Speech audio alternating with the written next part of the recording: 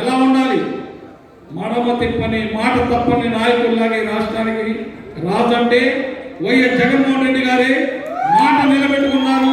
ప్రతి పథకాన్ని కూడా పేదల గురించి, ఎవరి గురించి రాజు చేయాలి? పేదలు ఆర్థికంగా ముందున్నటువంటి వాళ్ళకి కాదు, పేదలకే పథకాలు ప్రవేశపెట్టాలి. ఇంగ్లీష్ మీడియం అది ఒక వరం.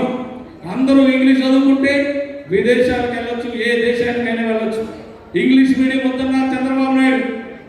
అలాగే ఫీజు రియంబర్స్మెంట్, ఆరోగ్యశ్రీ, అమ్మఒడి. అంటే గతంలో ఏనాడైనా ఉందా అమ్మఒడి? అంటే చదువుకోండి మీకు తిరిగి డబ్బిస్తామని చెప్పేసి చెప్పారంటే అటువంటి పథకాలు గతంలో ఎప్పుడైనా ఉన్నాయా? కొటారి రామచంద్రరావు గారు, అబ్బాయి చౌదరి గారు వారి తండ్రి గారు. కాబట్టి ఒక్క ఆలోచన చేయండి మీరందరూ కూడా. ఇప్పుడు జరుగుతున్న ఏలూరు పార్లమెంట్ ఎన్నికల్లో మన అభ్యర్థి సునీల్ కుమార్ యాదవ్ యువకుడు, మంచి వ్యక్తి.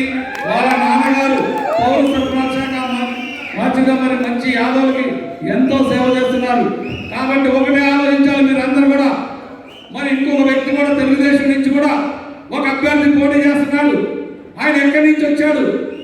మీకు ఎవరికైనా ఏదైనా అవసరమైతే అందుబాటులో ఉంటాడా? చెప్పండి ఒక్కసారి. మీకు అవసరమైతే ఎవరు అందుబాటులో ఉంటారు? సునీల్ కుమార్ యాదవ్ అందుబాటులో ఉంటాడు. ఇది ప్రతి ఒక్కరు కూడా ఆలోచించాలి.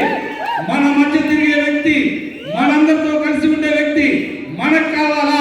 ఎక్కడి నుంచో వచ్చి అప్పుడప్పుడు వచ్చి వెళ్ళే వ్యక్తి కావాలా? ఒక్కసారి ఆలోచించండి మీరందరూ కూడా. అదేవిధంగా మన రాష్ట్రానికి వైఎస్ జగన్మోహన్ రెడ్డి గారు ముఖ్యమంత్రి అవ్వాలంటే ఇక్కడ అబ్బాయి చౌదరి గారు గెలవాలి బెంగళూరు నియోజకవర్గం నుండి. అదేవిధంగా ఏలూరు అసెంబ్లీ నుంచి కాళీకృష్ణ శ్రీనివాస్ గారు గెలవాలంటే ఆయన గెలిస్తేనే వైఎస్ జగన్మోహన్ రెడ్డి గారు ముఖ్యమంత్రి అవుతారు. కాబట్టి ప్రతి ఒక్క ఎమ్మెల్యే ఇక్కడ గెలవాలి. గెలిస్తే మన రాష్ట్రానికి, పేదలకి తిరిగి మళ్ళీ ఇప్పుడు